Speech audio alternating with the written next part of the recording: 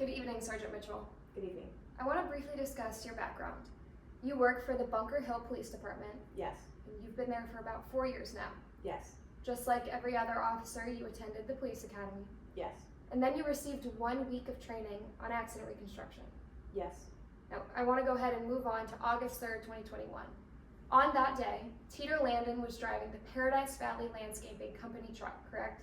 Correct. That truck was pulling the company trailer. Yes. And prior to investigating the crash that occurred, you actually already knew Teeter Landon. I did. You grew up with him, Yes. went to school with him, Yes. and you would consider him a friend. Yes. It was your friend, Mr. Landon, driving when 26 boulders flew off the back of that truck and onto the freeway. Correct. Sergeant, you're well aware of the laws of South Texas. Hope so. Your Honor, publishing the South Texas Penal Code, Article 119.33. Sergeant Mitchell, go ahead and follow along with the underlines as I read aloud. A person commits an offense if he recklessly obstructs a highway, regardless of the means of creating the obstruction. Did I read that correctly? You did. Now, to be clear, Sergeant, you didn't charge your friend, Mr. Landon, with this offense on August 3rd. I did not. Well, I want to talk about what you did do. During the course of your investigation, you learned that the company truck was pulling almost 60 boulders, Yes. and those boulders, they weren't secured in any way. No. There were no heavy straps holding them down, No. no cargo nets placed over them, No. and there was only one chain used to connect the backhoe on the trailer to the front of that trailer. Yes. And it's your opinion that that cargo could have been loaded safer. Yes, I do. Now, you're also aware that that trailer was overloaded by nearly 4,000 pounds. Yes. Now, I want to discuss another law with you. Your Honor, publishing the South Texas Transportation Code, Section 533.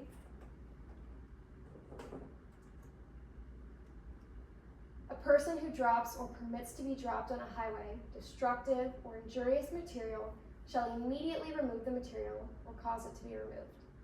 Sergeant, we can agree that the entire Paradise Valley crew was abiding by this law, Yes. including Jimmy Hunstrom. That's correct.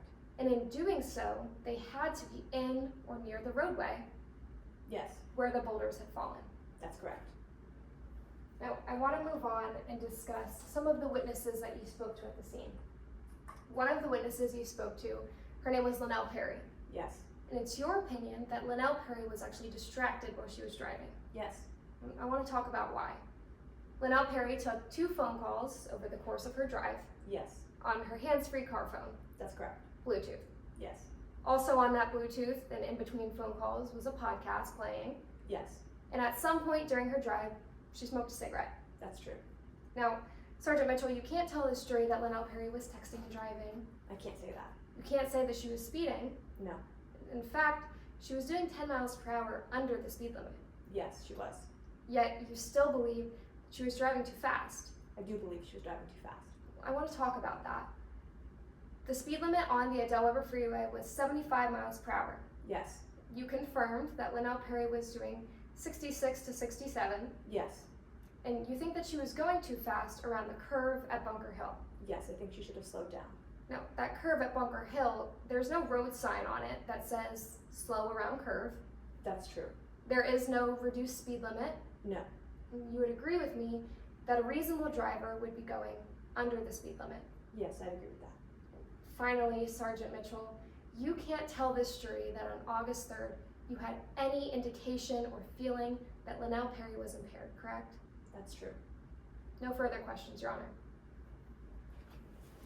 Woo! Okay. Jesus.